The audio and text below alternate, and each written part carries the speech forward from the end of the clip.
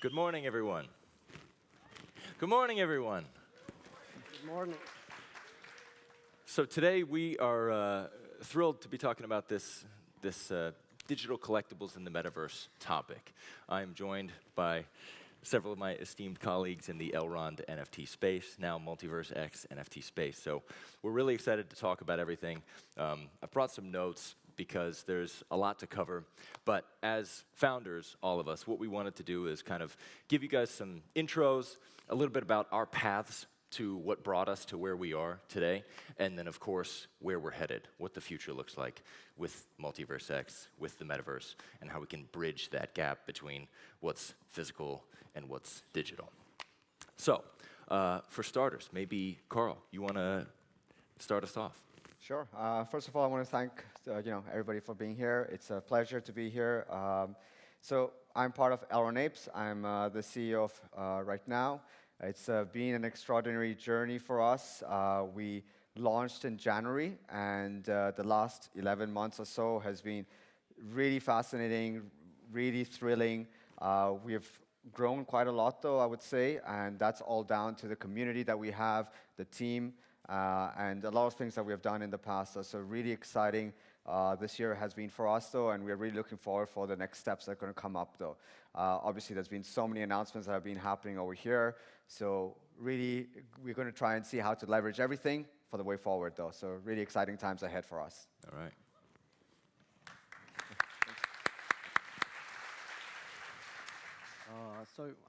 I'm Alex from a creative team and NF team.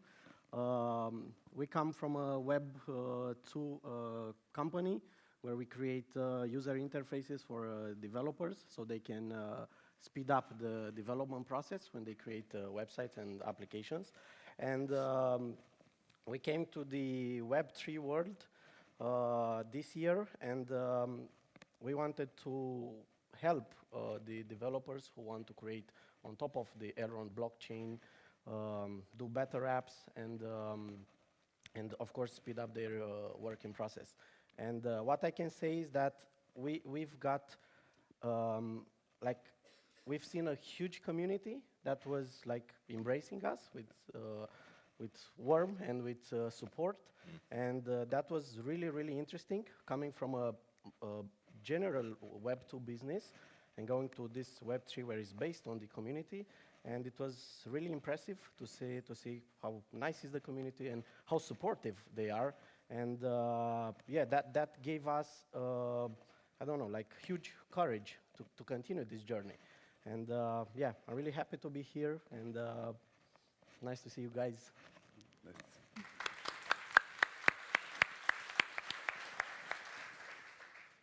Hi everyone. I'm Noel from the Aquaverse. I'm one of the co-founders of the Aquaverse, the NFT that cleaned the sea, thanks to Sea Sponge's aquaculture, as you may know. I'm really happy to be there to participate at this conference today.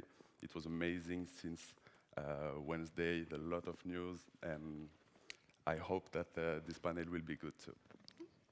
All right. And my name is Mac Lorden. I am co-founder and CEO of Faceless Labs, which owns the Faceless Many ecosystem and the Elrond Ducks. So, yeah, sure. And on that note, what I wanted to do is ask the audience, by show of hands, how many people in here own an Elrond NFT? Oh, wow. Nice. Great job. Well met. Okay. I think that's an applause there. Yeah. So, in that note, it's I want to ask everyone up here because, we have four kind of different vibes, right? If you're familiar with Aquaverse, they're just got an incredible sustainability humanitarian focus, right? NF Tim is focused on education and more of the developer side and bringing people to Elrond that way. Everybody knows the Elrond Apes. I don't need to talk about them. And then our shtick was, we wanted to build a new financial system, right? The mission statement is to lead the financial revolution and empower the faceless many. But having that said, what do NFTs mean for you? I guess let's just go down. In terms of Aquaverse, why NFTs? We have Aquaverse is a project that comes from a company that Dolian, the founder of Aquaverse, founded 4 years ago. That was Jimbe, based on sea sponges. So it aims to sell sea sponges, to raise money, to do some researches on sea sponges aquacultures. And after 2 or 3 years, it was a bit too long to get at least enough money to really go into the depollution of the sea. And at this time, we have got some friends that were building also NFT projects. We were personally investing in cryptocurrency, in NFTs. And we were thinking at this time that gathering a community around the Aquaverse project to help us to build and finance the researches, and then our aquacultures to get impact, to share this impact and the benefits of it with the community will be a great idea. And we choose Elrond really easily for the tech, the proof of stake, the first European carbon negative blockchain. So it was an evidence for us to go on Elrond and to get NFTs into our projects. Nice. What would you say? Same question, Alex, but for your Yeah, for our area. Yeah, as a company, we started like 8 years ago, and we always been looking for new technologies where we can apply our know-how and where we can improve the things that we found on the web. That's why our company motto is with love for a better web. Yeah. Probably we'll change it with love for a better web 3.0. And we've been looking for that thing that can have like a massive impact and people can understand, and also to have like a piece of technology behind it. So we've seen this big trend started in 2020 and continuing to 2021 with the NFTs. And we say, okay, let's go to this area and see what we can do here, how we can join this new journey and wave.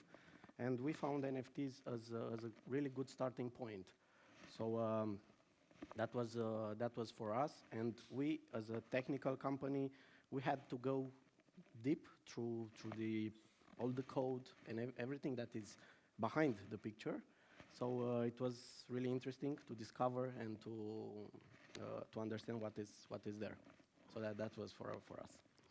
and you guys originally were founded 8 years ago, Yeah. right? Yeah. So your company's been in business for 8 years. Aquaverse 4 was years. 4, Yeah. right? So these were both businesses that existed and then saw NFTs as a way to amplify and magnify their current efforts, which I think is pretty impactful. What about you, Carl? So Elrond Apes, we focus more on the art side and on the community. So that's our main focus of the NFTs. We created these 10,000 3D generated apes. I think they look really cool. They look amazing. I think they're really well executed. And we focus on building a community. And the best way to do that was, these apes can be your profile picture. And that leads into different areas that could expand from that, though. Like, we want the apes to be like your digital identity. And the best way is to have something that's really cool, something that people can really like to have that as their profile picture on all socials and on everything that's digital. And that obviously has, scalability, because as things keep growing with different areas of where we are in the market and where things are going to come, as well as for our ecosystem, you've got areas that you can expand on. And that really creates something really exciting for us, though, for the future.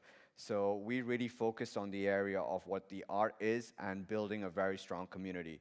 And I've got to say, I just really love the community. It's super cool to see them interact every day. And I think bonds have been created on our Discord, and everybody's getting to know each other now. So it's really cool to see that.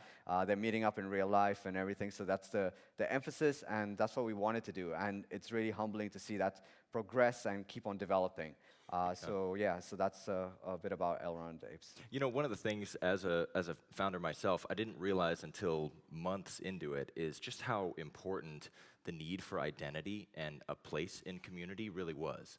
My own personal bias was, okay, there's a lot of profile picture collections, I don't want to do another one of those. But as time went on, I realized how much, if you think of like Maslow's hierarchy of needs, right? That's a fundamental need to belong to a tribe. And I think that you guys are crushing it on that front. So thank you. Up the good. I mean, I've got to say it's down to the community. I mean, these guys are active every day, and it's just so awesome to see that, though. And as you said, it's a tribe, and that's what we are focused on a lot, though, building that. It's a really good culture in itself, and everybody's helping each other there. So it's so nice to see that, though, and it's pretty rare, I've got to say that I think in our ecosystem, we've got one of the best communities, not only from what we have seen here and interact with even the builders, but even the community that we had the chance to meet throughout these days. They're just awesome. So I think this is one of the best communities in the ecosystem, and I think it's good things to come for sure. In terms of community, I want to ask, did any of you guys consider a different blockchain for your NFTs? You're in a safe space, you can say yes. Well, for us, though, I think we kind of knew that we love the UX, actually, also for Elrond. Yeah. We love the feel of it, though. We love the technology behind it, and we love the vision. Okay. So it was like, which chain do we want to align with, not for this year, but for the future? Okay. So, and we felt that Elrond back then was the correct one. And it was a good fit. We really liked it, and it was pretty natural for us. I don't expect you chose anything else as a Romanian. Actually, we are a Romanian company, but we've been like from day one, we've been global. So we sold our products to US, to Canada, to Europe, China, and so on. And since we have that 2 million developers in our website, we've been looking for, okay, so what possible chains are there when we started our research. And we took Ethereum because it was like the most popular. Right. So that there was a lot of developers there. And then we've seen there was that huge problem with the fees. And if you want to try and you want to onboard 2 million developers, and you have those huge fees, they will never try, they will never test, they will never do it. So then we go to the next one, and we've seen Solana, of course, and it was like breaking like every week. So yeah, a lot of Solana flaming this conference. it was like I'm just like, this is facts, right? Yeah, so, it is. And then we were thinking of, hey, people love technology because it's working. So I'm on a phone, I press on a button, I call for a taxi, and it's coming, and it's working. Yeah. So we say, okay, we cannot start our journey on something that is breaking, and then we will create products, they will break, and our users will put the blame on us. Hey, this is not working. So then we found Elrond, which was like everything that we needed. The small fees that we can test was working, like 100% up, and we say, okay, let's do here the thing. But then we've seen there are not so many developers in this ecosystem. Yeah. And I had a thing, and I also discussed it many times. It was like those guys who've been from London, and they went to Africa to sell shoes, and they sent 2 marketing experts there. And one sent a letter back to UK and said, nobody's wearing shoes here, so just erase all the plans and we will not make any money here. And the other said, hey, there is no shoes here, we can sell to everybody, so just push into this. So we were thinking, if there are not developers here, we can bring them and we can grow with them, and we can make the tools for everybody. Cool. Anything else to add? I will have the same answer as Carl, because Elrond, as I said earlier, because of the first European carbon negative blockchain, the technical parts, we have a long-term vision, and we aim to go to play to earn, things like that. So we need a blockchain and proof of stake with a lot of TPS. So Elrond was really an easy choice. Yeah. Yeah. For us, it was, we had considered the others, obviously Ethereum, Polygon. There was no culture at the time when we minted in December on Polygon. Ethereum, yes, it's massive, but the passion of the Elrond community couldn't be beaten. So we're like, okay, we'll be one of the first, we could be potentially a whale in a small pond, and then use the community to actually grow something cool. And another thing too that we're all up here talking like we were out drinking last night and everything. The Elrond community, the MultiversX community, is so tight knit. And even just this conference, you can't find any other blockchains where you can talk to the CEO and the head of marketing and the head of sales and everything in between, of the person who's on the stage. That kind of access is unprecedented. So I think to me it shows that we're very tight knit, and that we're also very early. And hopefully they're around in the next conferences, and then we can talk to them still then too. But it's a pretty cool stage that we're at, I'd say. Yeah. I completely agree with you on that, though. It's really amazing. I think the conferences have been awesome to meet everybody. Yeah.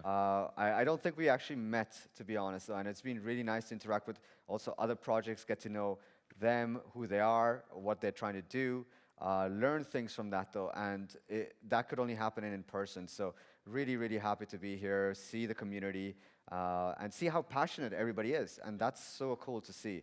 That cannot be, you can't see that on by text, basically. Yeah. So it's really nice to see that over here. I've got to agree with you on that. Okay, so we're going to hop into the metaverse, but first I want to ask, I just want to talk shop with you guys. We've talked a lot, What are the biggest challenges that you guys have faced as NFT founders or leaders? Biggest hurdles to overcome? Anyone can take it while I think of an answer. I'm thinking. Well, let me go first then. I think in terms of hurdles, it's like, I You think... have so much volume that you just don't know what to do with. No, not at all. So much royalties coming in, they don't know how to get rid of all that money. No, not at all. Definitely not, though. I think one of the biggest challenges that I think any project faces is getting the strategy correct. Yeah. Understanding what exactly needs to be done, what not only to build for today, but what to build for tomorrow. You have to be ahead of the curve and see and anticipate what the community would want in the future. And that takes a bit of the challenges to try to understand, because obviously you're forecasting in the future, right? So you don't know, but you have to take a good understanding, look at your KPIs, look at what's going on, talk to the community, understand what's happening, what is the needs, what is the demand, where it could be, what could be the overall, and even if you choose a path, what it could be the challenges in that path. So if that's a correct one, or should we go a different way? So I think strategy plays a really, really important part, which I don't think, it's not something that we discuss, obviously, with the community openly and everything, but that's a lot of things that happen for us in the back end. And sometimes it's like we want to do so many things, but we want to do it all at the same time. Yeah. So it's like, wait, we can't do everything at the same time. We've got to slow it down. We've got to see what to build and prioritize the correct things. Every time we come up with a new idea, we get so excited because we want to just launch it or go ahead, and it's like, no, we got to go step by step, see what's needed. So yeah, I would say just defining the strategy has and doing it and executing it correctly has been something that's very important. And that has a full range, right? It's not only about the tech side, it's also community building, it's also marketing, it's also partnerships. They have a big spectrum, and there's a lot that happens behind the scenes, and you want to make sure that every step that you take forward is actually one that you can bounce on and leap forward even further. So that's what we try to do, and I think that's the only, one of the things and areas that we focus on, and to define that's the only challenge, I would say, though, but that's good. Got it. What about you guys? So what we've seen when we started, again, I'm going to being a programmer, that's Sure. my core heart. It was a little bit hard to find the things that you need to do, like the Lego pieces that you need in order to put each on top of one, so you can create the apps, the NFT as technical part. And you spend more time in building than in creating the strategy, and I think that should be otherwise. So there should be like all the things that you need, and you should focus more on what's happening after, for example, after the mint, because most of the projects that I've seen, they see the mint like the last step of the project, but we think the mint is like the first step. So you have to do a lot of work before the minting, and then after the mint is the journey that is starting, and from that point you have like a nice community, hundreds and thousands of people who can help each other, who can grow together, and somehow you create like small companies where these people own a little piece of that company, and if they do something good, everybody's winning. And this is also valid for between collections. So for example, if we do something and if we bring a couple of 10,000s of people who can build on Elrond, everybody will grow. Also the Faceless Many, also the Aquaverse, and the other collections. So yeah, that was the hard part for us.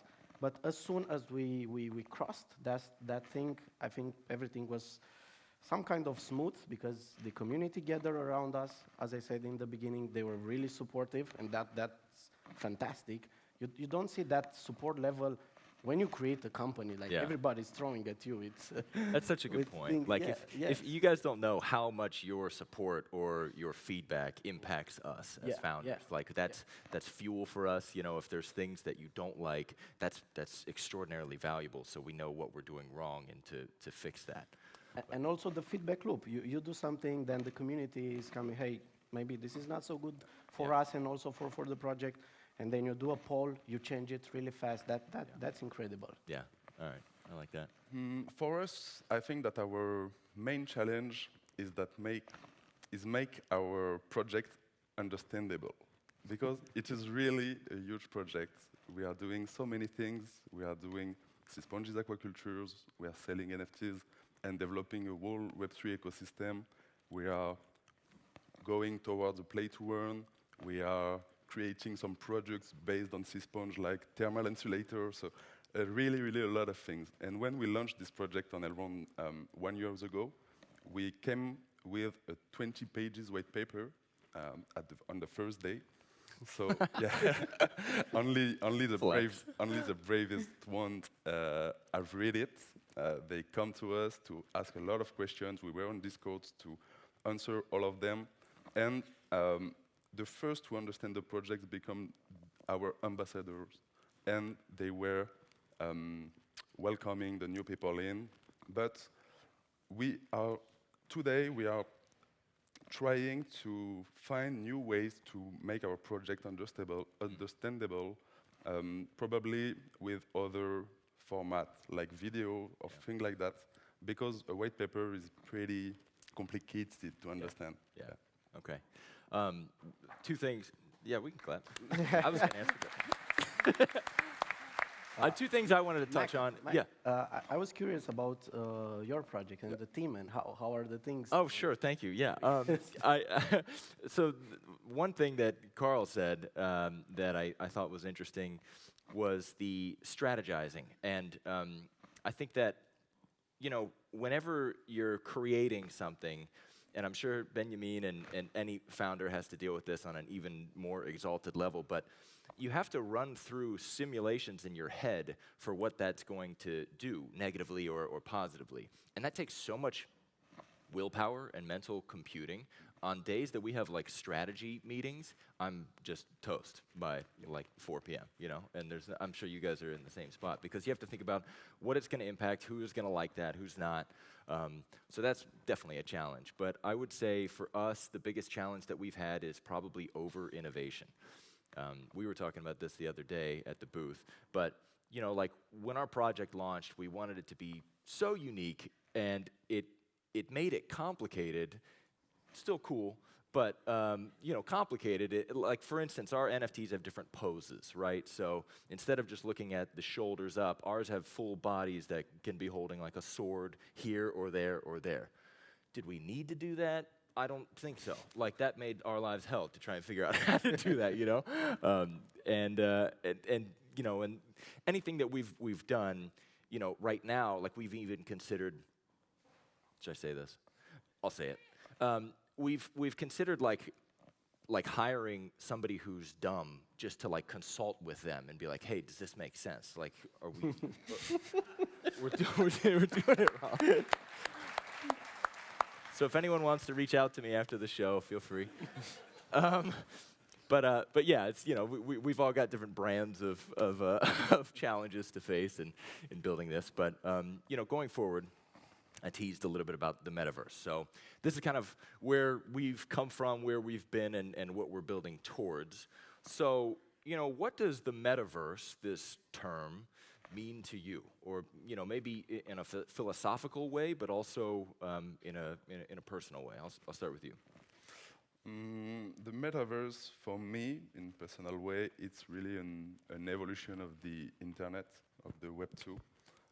The Web 2 connected people, then we've got some webcams so we can see each other behind our screens, and I think that the metaverse will help us to get really human interaction on a virtual point, because if we can really see each other, see how you react when I do something, we can walk together to go to any experiences. I think this will be really most a human experience in the metaverse than it has been in the internet, between interaction. Why do you and say humans. that? Because I think that, as I said, if we see the metaverse like we have seen some images, some really, really good images, it's really personal. It's a feeling. I think it's really more like our interaction in the real world. I don't know how to express it more clearly, but that's really a feeling that I have. Is it because it's more of like a 3D manifestation of it instead Maybe. of talking to just your words on a tweet or Yeah, a Discord post? It's like I can see your avatar and that's what it'll make it Yeah, more exactly. connected? Exactly. When I use the VR for the first time with Oculus, it was the first time that I've got this feeling behind a computer or something like that to feel the emotions of the people who were with me in the room. So that's the point for me. Got it. Okay.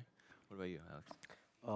Yeah, I was thinking, sincerely, I never tried the glasses that you put on the face and then you move yourself into another dimension.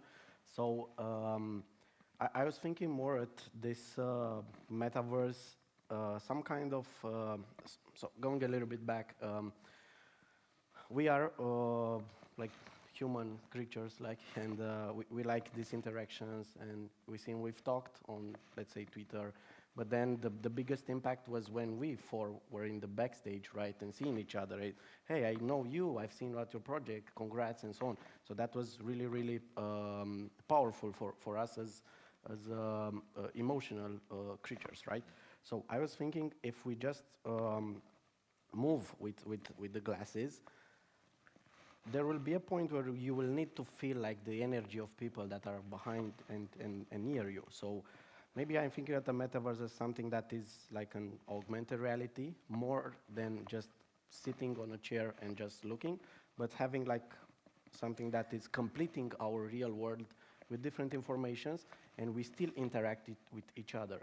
Because if we look at what happened since Facebook, Instagram, TikTok, and so on, people just stay at home and scroll, and kids don't go outside to play, and so on. So I think that will a little bit destroy us as humans. So I think we need something that is completing our reality, and it's improving our reality and not moving us from the reality to something that is virtual.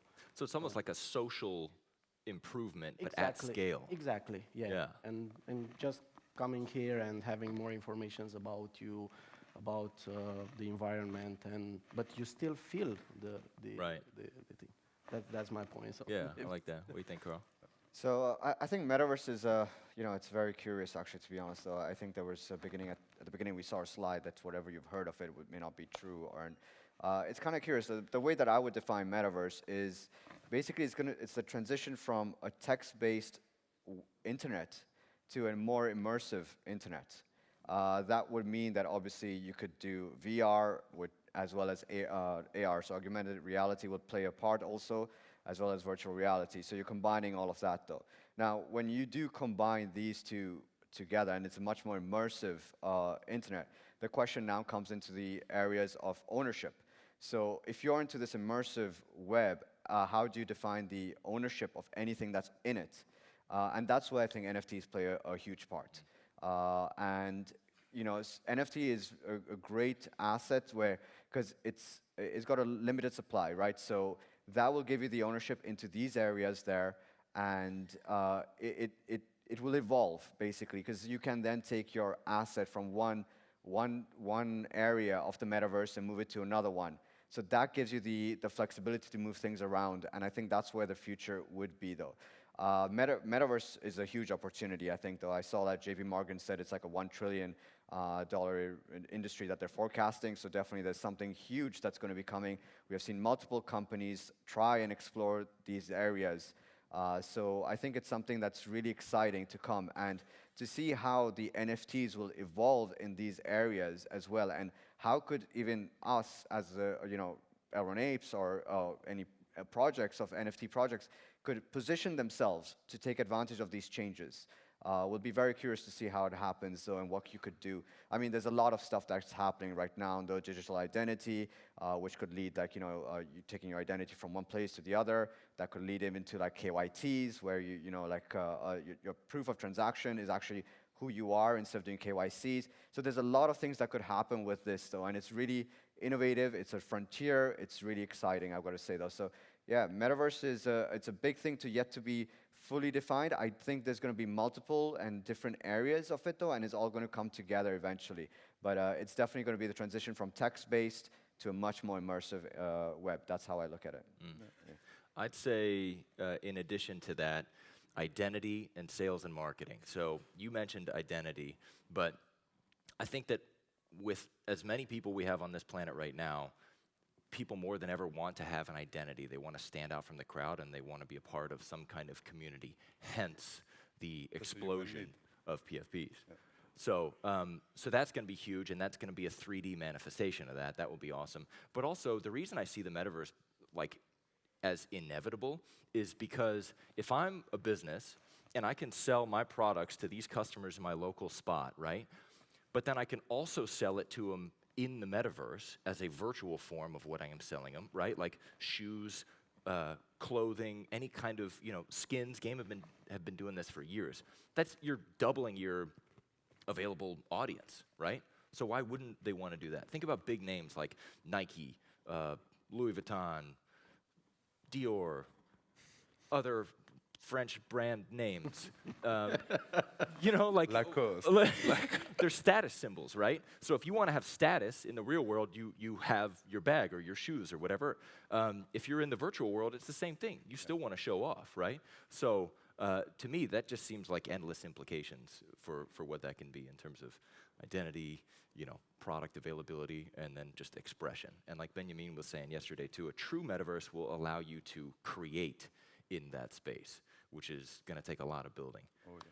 But as one of the last kind of questions here, do you foresee, or I should say, what do you foresee as the biggest hurdles to getting to the idea of the metaverse and where we are now?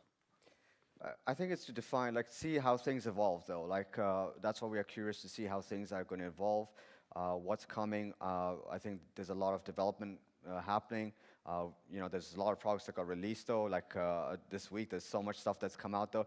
To be honest, I've not been able to track all the announcements, though. There's so much happening, though. But I'm looking forward to seeing all the announcements and reading about this on the EGLD community. So that's going to be nice to read all of it over there.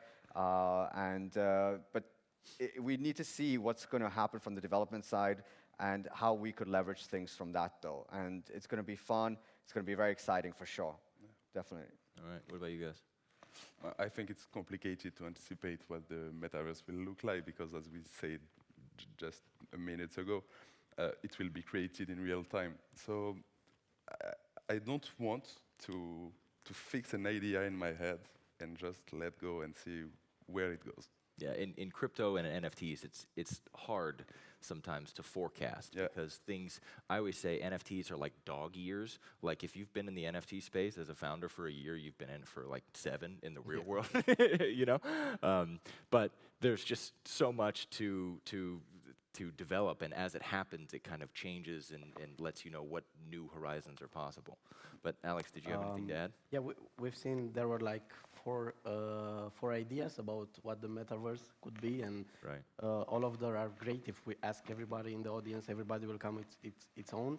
So what also Benjamin said in the last days, what's for sure, the metaverse and the multiverse and everything will not be created by only one entity. So that's for sure. So the only thing that we will know right now is that we need more entities, more projects, more collections, more people, bigger communities. That will put join forces, in order to create something that we don't know yet what it will be. But what we know right now is that in business, 5 plus 5 is not 10, it's 25, so it's multiplying. So I think we should just join forces, and probably we'll see in a couple of years what is this. Build it together. I like that. Yeah. All right, well.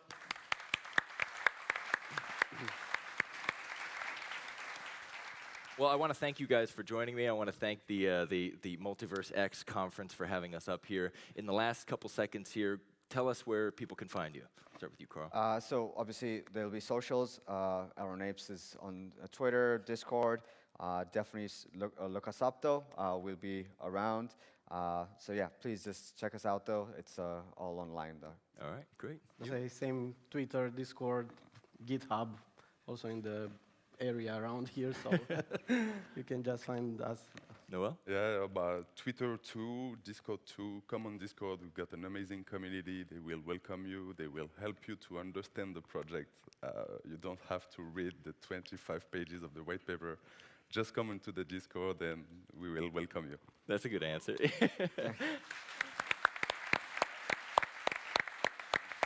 And then to find us, the Faceless Men, you can find us on Twitter. We're also on Discord and also the Elrond Ducks. I got to rep the Ducks as well. So any of those communities are going to be great. We're all happy to be here. Thank you guys for having us. Thank you guys. See you next time.